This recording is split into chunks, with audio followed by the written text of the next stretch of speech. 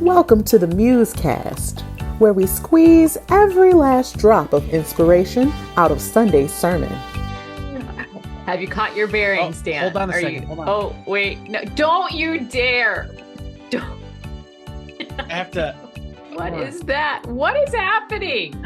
Well, I rolled back and I knocked over my Kleenex dispenser. I've got this Kleenex tower, and I knocked it over behind me. What? So, I'm sorry. What kind of allergies do you have that you need a 3-foot Kleenex dispenser? Well, okay. All right. So right now I just ran out of Kleenex, so I can't demonstrate it for you, but maybe in a future episode I'll demonstrate to you the genius of the Kleenex dispenser. And I'm supposed to get new Kleenex today. So the Amazon says it's on the way. Okay. So in the meantime, I'm just wiping my nose on my sleeve until it gets here. Great. So brown sugar is taking up the slack for your lack of Kleenex. Yes. Okay. That's right. Yeah. Oh my goodness. Well, I cannot wait to see that properly demonstrated. I can't imagine, but with you, Dan, I've come to learn to just roll with it and just lean into the surprises that the life of Dan Kent brings our way. Yeah. I tell you, you will be your mind will be opened when you see this dispenser. So I can't wait to show it to you. I'm marking it down. Let's tell the production team to send a memo for next week. Kleenex dispenser. Is that what it's called? Yes. Okay. I'm sure the audience is going to be on the edge of their seats, just waiting. Yeah. This production team though is so overworked. I don't know if I want to give them another item. I know. We need to maybe not. We need to. Yeah. Okay. Hey, Dan, you know what today is? Muse Day. It's Muse Day. That's right. You win. Ding, ding, ding. Happy Muse Day. Yay. In case you didn't know, he's Dan Kent and I'm Shawna Boren, and we are so glad to be here today. Does brown sugar need its own introduction, Dan, or can we just include it with you? I think the important people are familiar with brown sugar. So okay. Yeah. And if you're not familiar, just text us in the chat. Yeah. We'll let you know. It's nothing nefarious, I promise. Yes. But Dan, okay. Before we get started, I'm really going to lean in and lean on your summary today because I was traveling on Sunday. Really? Had a bit of a whirlwind. So on Friday night, okay, 'tis the season for all the holiday concert shows, blah, blah, blah. Beautiful, wonderful things. I'm glad that my kids are involved. However, that meant Friday night, driving up to Duluth to catch my son's show. And back that night, which isn't too bad. That's just like a 2.5-hour drive. So 2.5 hours there, 2.5 hours show, 2.5 hours back Friday night. No problem.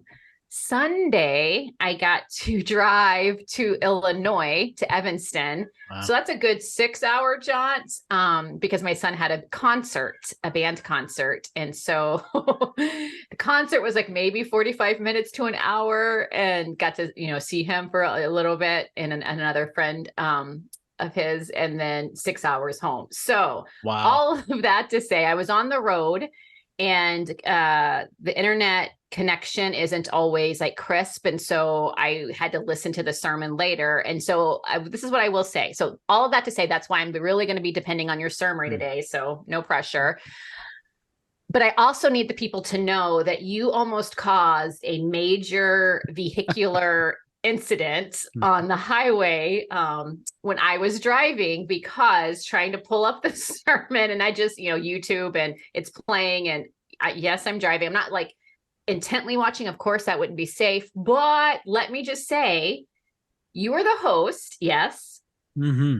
So that means you start the service. Yes. Yep. So that means the first thing I see is Dan Kent on stage, not in his usual black t-shirt or even a little fancy black t-shirt and brown sugar combo. No. Dan was sporting this like fancy royal purple polo thing, and I about like had a wreck. I just didn't know what to do. I was like, why is he so dressed up? Why is he so fancy? What is he celebrating? What is going on?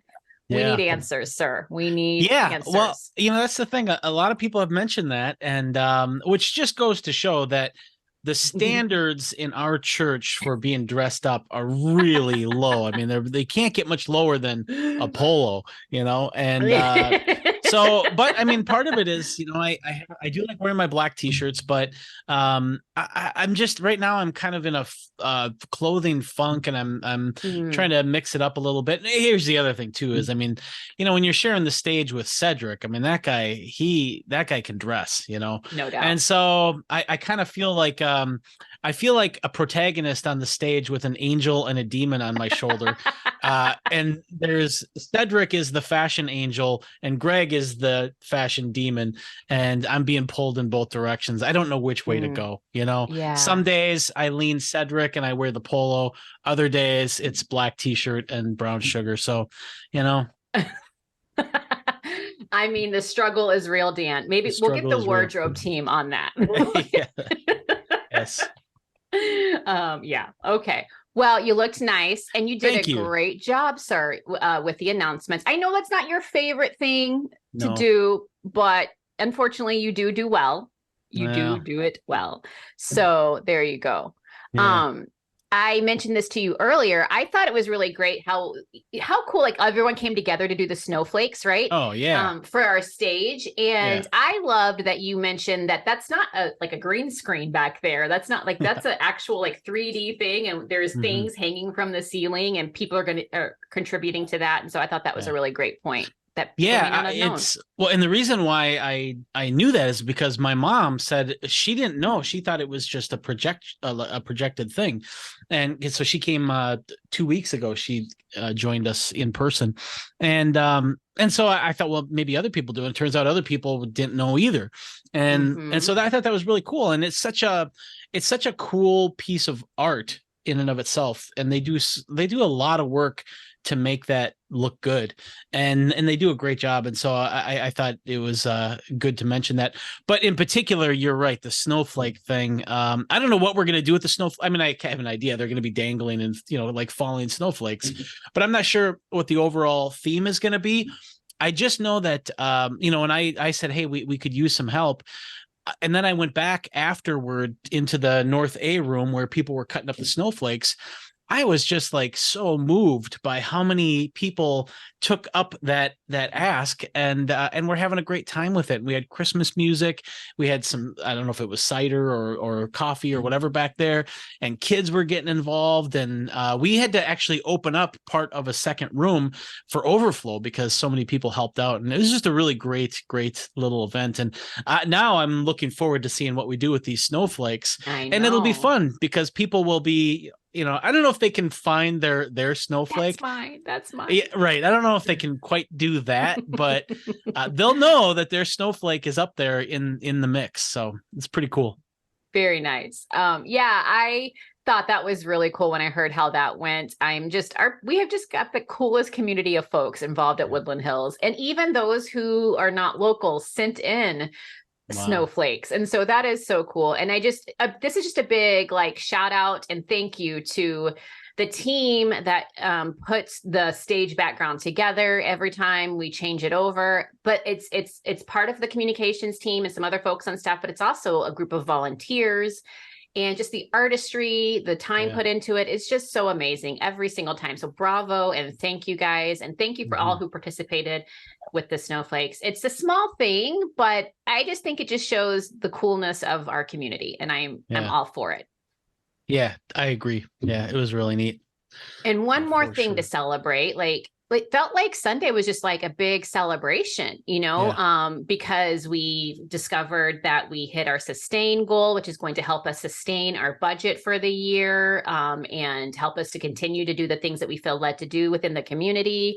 And then we heard about the food shelf that's going to be coming in and sharing space in our building and how that's going to really help so many people. It was just an awesome day. And I wasn't there, but you held it down, Dan, and you were Mr. Fashionista, and it was just a good time. And then Greg gave a great sermon.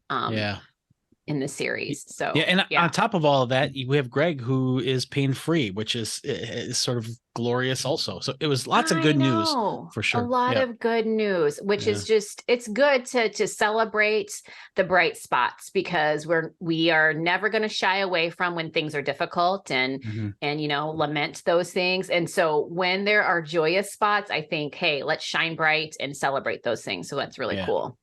Indeed. Yeah. And so then Greg, he continued on in Revelation. Of course, I don't feel like I have to keep saying that. We're in Revelation, okay? That's Don't be there for a while. And so there is some numbers. Some numbers in the title even. 7 spirits. The 7 spirits. I think that's what it's called. Yeah. Okay. So, okay. Yep. Yeah. Yep. The 7 spirits of God. Spirits of God. There you go. Yeah. And so I'm excited to hear your summary. And with that, beautiful intro, I say, take it away. Well, I thought you were doing the summary this week. I didn't actually listen to the sermon. Well, then we'll just sit here and look at each other. That's not going to happen. Remember, I'm relying on your summary today. That's right. Yeah. Okay. Right. Well, hey, listen, this is a weird one to do a summary on, because he did have a couple big asides, and it was also a shortened service because he did spend quite a bit of time talking about Sustain and also about this food shelf situation, which is just really cool, really good news. And it's really fun to be a part of. We're going to be part of. We will be the primary source for food in Minnesota for people who are food insecure, which I just think that's. Wow, what a cool thing. Like, I never thought that I would be a part of that. And we're all part of that, being part of this church. And that's just super, super cool. But then when he did finally get to the sermon, he kind of had a couple of asides about numbers. And so it's going to be a weird one to summarize, but really the point is this, where he's looking at Revelations chapter 1, verses 1-8. And there's this text in there that refers to the 7 spirits. And so he wanted to kind of really focus, what is this? What is the 7 spirits? And now I had assumed before kind of going into this, in fact, I've even been reading all the books, and he still kind of wowed me, because I didn't understand this distinction between the 7 spirits and the 7 angels. And so what he argues is that the seven spirits is different than the 7 angels. I thought that each church had a spirit, or John says it in a different way. He says an angel. That's what I assumed. But he makes the case that no, actually the 7 spirits is different than the 7 angels, because spirit and angel are 2 different things. And so what he argues is that the 7 spirits actually refers to the Spirit of God, the Holy Spirit. And that just really kind of blew my mind, because that changes kind of how you read some of this stuff. And so with that, what's the deal with the 7? That it required Greg to kind of look at how numbers are used in the text. And so he just kind of had a teaching moment, really, where he talked about the use of numbers by John and the use of numbers in apocalyptic texts in general, that numbers are never just numbers. Well, I don't want to say that, because sometimes they are just numbers, but you have to always be prepared for numbers to be more than just numbers, I think is a better way to say it. Because when he refers to the 7 churches, he is actually referring to, these are just 7 churches. There were more than 7 churches there, but John picks 7 as a way of signifying that whatever I'm saying here refers to the whole church, the entire church, not just these individual churches. And so, for instance, Greg talks about how these different numbers symbolize something else. They could refer to just the numbers, but they might also refer to something else. And so the number 2 tends to be symbolic of being a witness, and because you need a second person to witness something.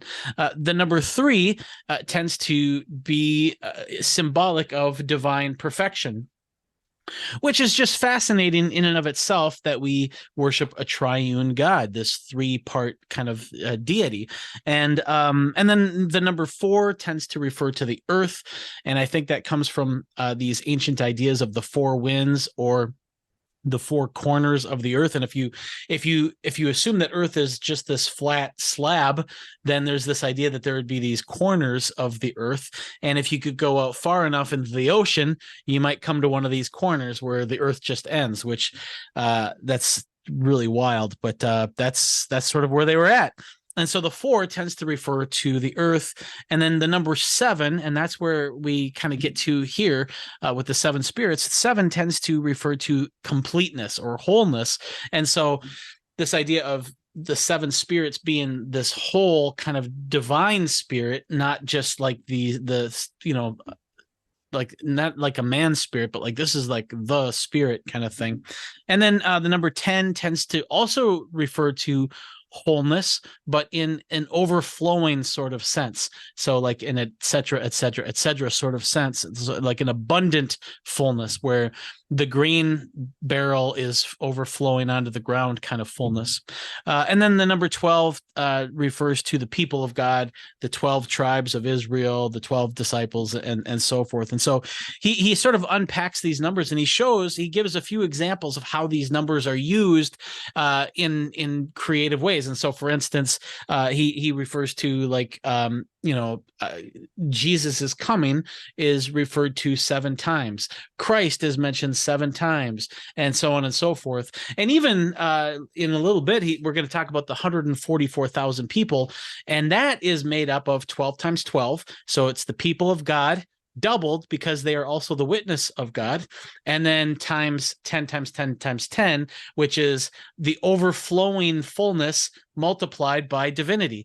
And so you multiply all that together and you get 144,000. And he kind of uses that as an example of how math and these symbolic numbers can be used to try to capture just this overwhelming vision that John has.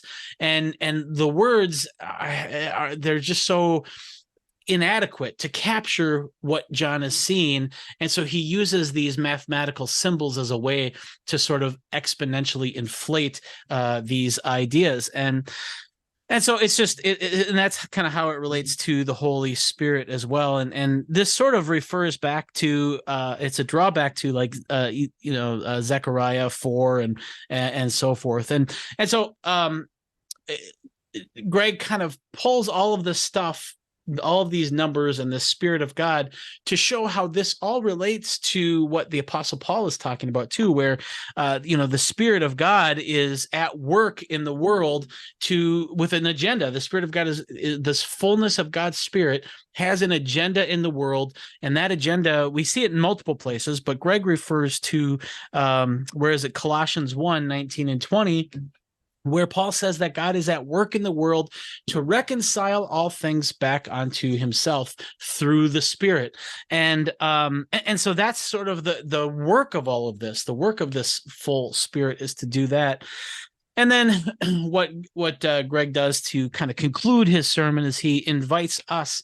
He shows how we are invited in on that kind of reconciling work. And again, he refers back to something that we've talked about here, how even though in Revelation, God is doing these very grandiose things, he's doing it through these ho-hum churches. He's doing it through these local little congregations. And so we're invited to be part of this big thing. And God has given his all. He's given his 7ness toward this agenda, toward this reconciling work. And so what Greg asks is, are we giving our 7? Are we giving our all? Are we throwing our entire selves at this?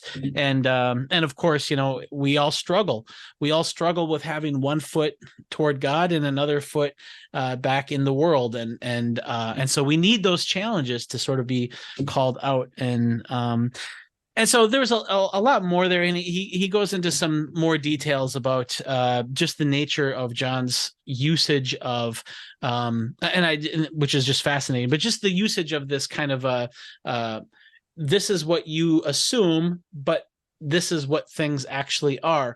And John does that through what he hears, and then versus what he sees. And the 144,000 is a good example of that, where he hears that there will be 144,000, that God's kingdom is exclusive, that God's kingdom is for the special people. But then what he sees is something that's not very exclusive at all, and it seems to be open to everybody. And so yeah, just that's sort of like one of the asides that he talked about. So that's sort of my summary. Usually at this time I say, what did you think of Greg's sermon? But you were like trying to drive, and you were in the ditch or something like that. And yes. I can't remember. Waiting for the tow truck to come and get me out of the ditch. Yeah. No, thank you for your summary. Can you just like give that one more time? And then I'll start from the beginning. No, I did listen, but yes, thank you for your summary. Okay, I'm just going to be honest and say I had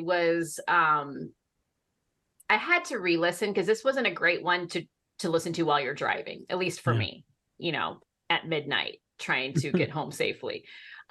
So I had to re-listen just so I could make sure I was understanding. And I think I really appreciated, of course, how he brought it home to us here today when he said, like, are you giving your sevens? Like, we need to, again, the challenge of we need to be doing that audit. We need to be doing that Holy Spirit inventory check, because we have been invited in to this glorious redemption plan. And again, it's not from a point of, are you doing your best? But it's more like, hey, this invitation stands. How much are we leaning into that? Because it is difficult. And sometimes we have to like get awoken to the fact of, oh, we've been a bit distracted and we need to like recenter ourselves. So I really did appreciate that. And I did find it fascinating, to get into some of the numbers aspect of all of it. I think that it was really helpful, like the short explanation of the 144,000, and that's what was heard, but what was seen was something very different, because I think we all know, or many of us know or have experienced that number being used to kind of like, are you going to be one of this 144,000? Yeah, right. Think of how many people that leaves out. So that just doesn't seem like this loving God that we worship and praise and teach about and learn about. So I was thankful for that. I'm also thankful that there is obviously going to be kind of like a part two, like another aspect and layer to this where he's going to kind of flesh this out a little bit more. But I have to be honest and say it does bring up a question for me. And the good news is we have this show and I have Dan Kent here. Yeah, so we're in trouble. We're in trouble. Nope, you're gonna set it all straight, Dan. Oh man. So I think this is where when we get into this kind of stuff, this is where people maybe initially in the beginning before we started this series were like, man, I just see Revelation as John's big acid trip or whatever, because it's just, there's so much that is just like, what the heck? And then you have people who try to like map it out, it looks like a CSI crime scene, tape Totally. with all the stuff and the, and so I guess my question is like, I know that's not what we're doing here. I know that's not what we're doing, but is there a danger of like getting too deep into the weeds of, oh, this number means this and this number means that? Or is this just something that like it's good to know? It's good kind of knowledge to have in the back of the brain. I don't know.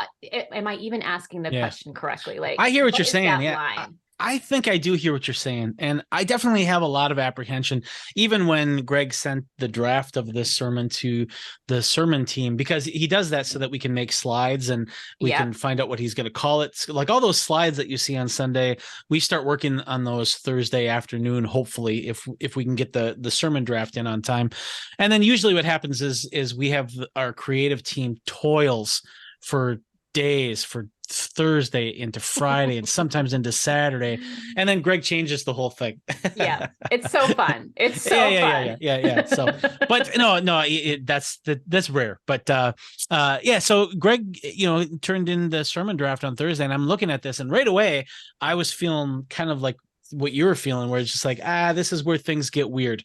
As soon as you start talking about what numbers really mean, that's where things start to get really weird. And so I totally empathize with that concern. I think that this is where things do get weird, and there's a danger there, because as soon as you say this doesn't actually mean this, it means that, well, it could mean anything then.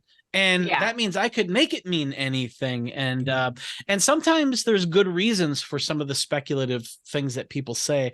Like, for instance, one of our listeners messaged this on the website, and she just talked about how she had discovered that the seven spirits of God are specifically wisdom, understanding, counsel, might, knowledge, godliness, and fear.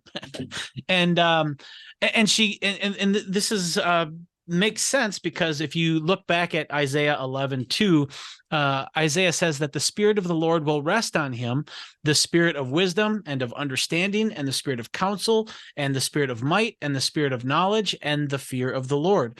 And so there is some Old Testament precedent. And anytime you're looking at what John is doing, if you can associate it with something that's going on in Isaiah, especially, but any of those prophetic books in the Old Testament, you're probably on a more coherent track than people who take the numbers and apply it to something that's going on in current events. And so definitely this is a step in the right direction. However, even then you have to be really careful, because if you notice, Isaiah only mentions 6 things, not 7. And one of those things is the fear of the Lord. And so that can't be referring to God's own Spirit, because I don't think God's Spirit refers to himself or fears himself. And on top of which, perfect love casts out fear. And so if God is love, then there would be no place for that. And so that's definitely one of those places where, I get why they're doing that, but it doesn't quite work. And so this is where we just need a community of scholars, of believing scholars, to kind of come together and work out some of these things. I think some of the things that Greg has been sharing about these numbers are pretty uniformly kind of agreed upon, that this is what John is doing here. And especially when you notice that all of these key ideas are mentioned exactly 7 times, you can start, if that happened just with one thing, you might chalk it up to that's, coincidence. But when there's like 7 things that are all mathematically organized like that throughout the entire scroll, that's where you start to say, okay, that is intentional. If you, like, for instance, if you were like walking around in a field and there was a target just sitting in the field with, a white target with little red rings and then a red bullseye, and then like right in the middle there was an arrow that was clearly shot there, you would think, that somebody probably shot that there, but it might have been just an accidental fluke that someone shot an arrow and it just so happened to hit the middle of the target. That's possible. But if there were 14 targets in the field and they each had an arrow right in the middle, that's where you'd be like, okay, no, somebody is a really good archer and they did this on purpose. And that's definitely what we find with Revelation and these numbers, is that, one of these things you could look at and say, okay, that's a coincidence. But with the amount of things that we have, that's where you start to say, no, this was John's intent, was to say something by using these numbers. And so that's what I'd say about that. I understand the apprehension, but in this case, I think there are times when it's pretty obvious John is using these numbers in that way. Yeah, no, that totally makes sense. And I do agree. I think, again, like you said, it could harken people back to like, this is what I was afraid of when we start getting to this stuff. And so I guess my follow-up question is, it seems that when we're getting into this part, and let's be real, as we unpack the vision that John had, and some of the descriptives that are coming, it's a bit like, wow. And we're going to unpack it. And I'm glad that we're all doing that together. It seems to me like if we're just encouraging folks that enjoy a nice little morning devotion, like this may not be the type of thing that you just kind of sit down for 10, 15 minutes with a cup of coffee and think, now I'm like, so blessed for my day. Like this is like something that you need to study, right? And this is where it's important to make sure that you've got resources and that you're listening to folks that have done the work and studied. But then therein also lies the danger, because there have been a ton of people who have done the work and studied, and they've come up with some wackadoo things. It is a danger for sure. And even like me, like I feel like I've read a lot, but I still don't feel like I'm like an authority on it. And just because there's just so much there.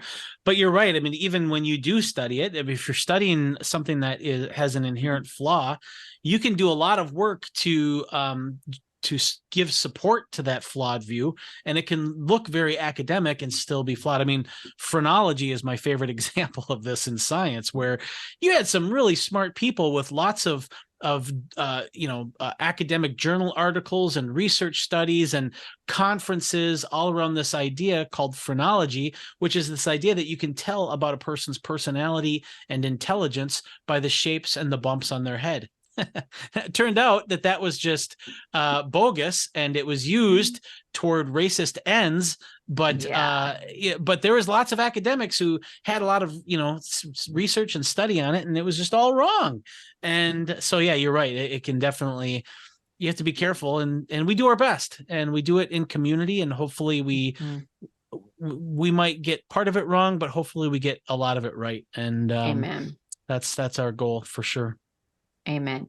Side note, you just did one of my favorite little academic friends.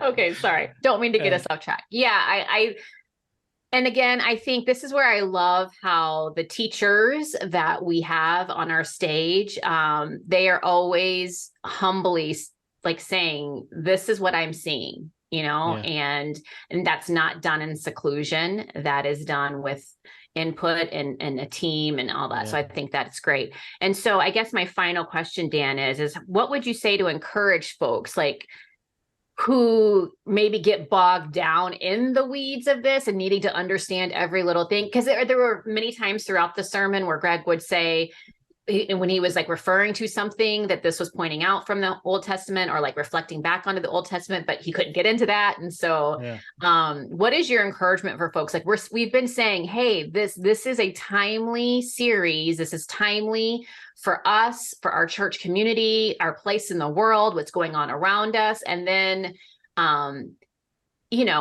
that doesn't mean that there's going to be a one-to-one correlation for everything that we read. And so I think that's important to note. But how can we continue to keep people like encouraged and knowing that like, hey, this is really something that we still feel is relevant and important. And it's going to be important to dissect some of this and see what we can glean and learn from it. And just remember that the ultimate encouragement for this series. Yeah, I think that's a really good question. I think there's two kind of, well, there's probably more than two, but you've just mentioned like two kind of types of people. The one type is someone who's coming for a Sunday devotional, and I just don't know how to use Revelation as a Sunday kind of morning devotional or whatever, because I think it's just a different type of text. I'm not saying you can't, because man, as I've been reading through this with the help of commentaries, I've really loved it. I've just really enjoyed this series so far. And so I guess I don't have a good answer to that, other than it's definitely, if you're going to do it, you should do it either in community or with a trusted commentary. But then there's other people who like me, they're really getting into this and they want to know more. Like Greg, like you said, Greg was like, we don't have time to get into this reference to the Old Testament. There's probably people out there who are just like, no, take the time. I want to know the reference. Give it to me. Yeah. So for those people, definitely some of the books that we've been recommending that we're using as a team, that might be a helpful kind of resource. Also, in that light, we do have another one that I've added anyway, and I know that Greg has used this as well, as has Jeremy Duncan. Who we're using his book Upside Down Apocalypse. He also recommends this one, and so I just got it, and it's Craig, I think it's pronounced Keister. He's right here in Minnesota. He teaches at Luther Seminary. At least he did when he wrote this. But here's what's fascinating about this. So this is one of Bockham's books, and you can see the side view. Okay, you see my pen is in there. That's how far I am. Now let's compare that with Keister here. So here's Bockham's book, and then here comes Keister's book. Look at that. It blocks out the sun. It blocks out the sun. Buckets. I can't see. So yeah, if just you need to light reading, just a little light reading. Yeah. So if the authorities are coming after you, or if the IRS is coming after you, get this book and you can just sort of hide behind this and you should be good. No one can see you. Yeah, so that's what I'd recommend for people who want more, is something like this, where I mean the other good thing about a book like this is he just has pages and pages of references to other stuff for more information, and so for that reason alone, this could be a good resource as well. So awesome. That's what I would say about all of that. I love it. Can you, without giving us too much, because I know it's still in process, as we learned on Monday. So Greg said a couple of times he's going to talk more, kind of flesh us out a bit more and take us a little bit more down the path next week. What can folks look forward to for this weekend? That's a good question. And to be honest, I can't remember exactly where he was going to go with it, because I'm already thinking about the Christmas series and moving on to verse 9. But he is going to stay in verses 1 through 8 for at least one more week. And then we'll finally move to verse 9 after Christmas. So I think that's the plan. Yeah. From what I understand, and again, I too am trying to remember the specifics of it, but we're still in this little grouping of verses, and he's going to just flesh some of this out more. And I just say that to say, if you're sitting there and you're going like, gosh, I feel like there was a lot said and I was learning, but then not everything was said. And I don't want people to live in that angst, because many times when you're in a series, you can think, oh, well, that was the sermon on that one, and we're going to move on to the next thing. And I didn't quite get all that I needed from that one. More is to come. He's going to flesh this out a little bit more, and I think it's going to be really good. And then we'll take a little mini break for our Christmas series, and then we'll get right back to it. So don't despair, deep breaths. It's going to be great. And that's why I think it's so great that we have this show where you and I talk through stuff. And we have groups that meet to talk through stuff, our gathering groups, and we know that people are connecting in the chat. And if you do have questions, one of the things that Dan and I have discovered is some folks use the MuseCast at whchurch.org link to email us, and that's great. Other folks, they'll leave a comment on YouTube, underneath the sermon, and that's good. But we go and look that up. Or other folks comment on the website underneath the sermon. So we have a few places that we go to look. I'm just going to say the easiest thing is just, if you really want to make sure we're seeing your question, email it to us, because things can get lost in all the different spaces that we have to go and look at. So definitely. All right, Dan, I think it is time. Is it time? It is time. Are you stretched? Are you ready? Hold on. Okay, now I'm ready. Did you do your, nice. Your snow gut? All right. Yep. Okay. Ooh, here we go. It's nugget time. Okay. You get to go first. Okay, good. Well, you know what? I just have a verse to share. And perfect. And this is from John's Gospel. This is John chapter 5, verse 16 and 17. I'm going to just start on 17. I'll do 16 too. What the heck? I'm kind of making it up as I go along, so I might as well. Go crazy. So it says, so because Jesus was doing work on the Sabbath, the Jewish leaders began to persecute him. In his defense, Jesus said to the Jewish leaders, "My Father is always at work to this very day, just as I am working." And then the text goes on to say, for this reason, the Jewish leaders tried to kill him all the more. Not only was he breaking the Sabbath by working on the Sabbath, but he was even calling God his own Father, making himself equal with God. And so I just, as Greg was talking about this just grandiose thing that God is doing, and how all of this, he's poured himself out totally. This God who empties himself to become human, this God who empties himself for his creation out of his love for us, is always at work trying to reconcile his creation back to himself. this is something that God is always doing, whether it is God from on high or God as Jesus. God is at work trying to reconcile his creation back to himself. And it just shows just this grandiose mission that God has in the world, which is not to say that the Sabbath doesn't matter, but it's just to say that the Sabbath is not as important as this reconciliation, this big project that God has for his creation.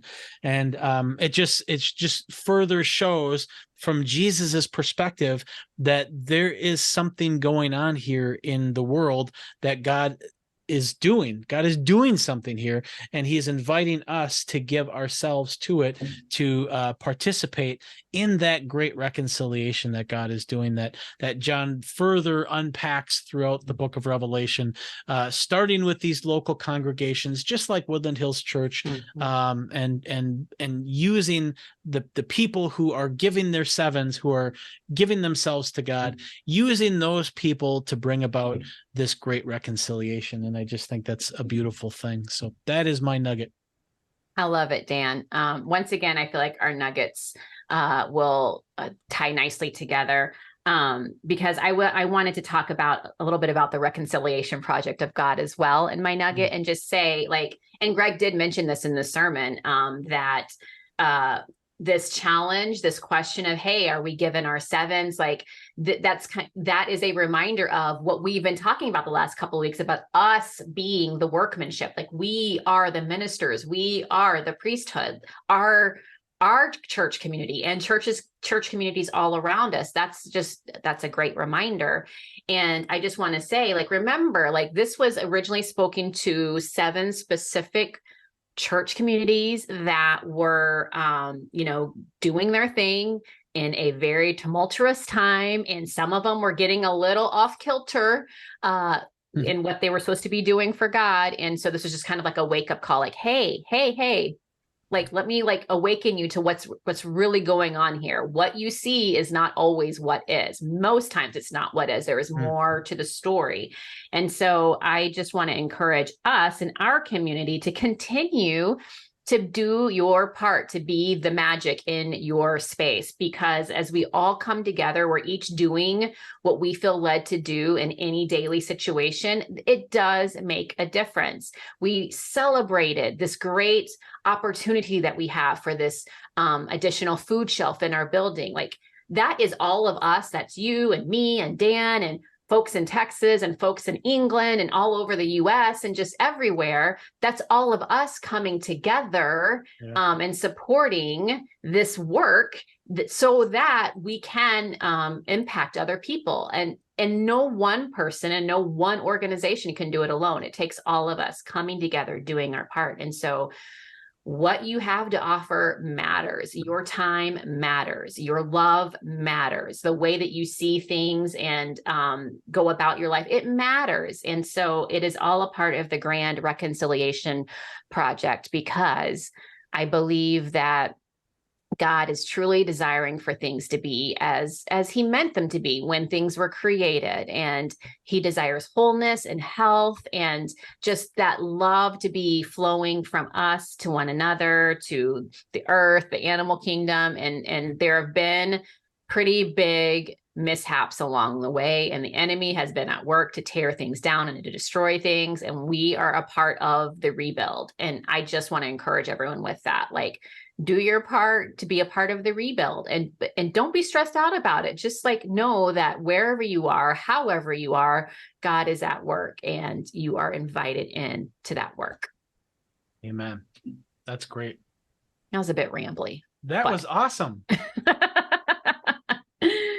All right, you guys, we look forward to chatting with you later on. Thank you for just all the comments and the discussions that we have there. And don't forget to come back on Sunday, listen to the sermon, be engaged with that, and circle back with Dan and I next Tuesday for Muse Day as we continue the conversation. Have a great week, guys. We appreciate you all.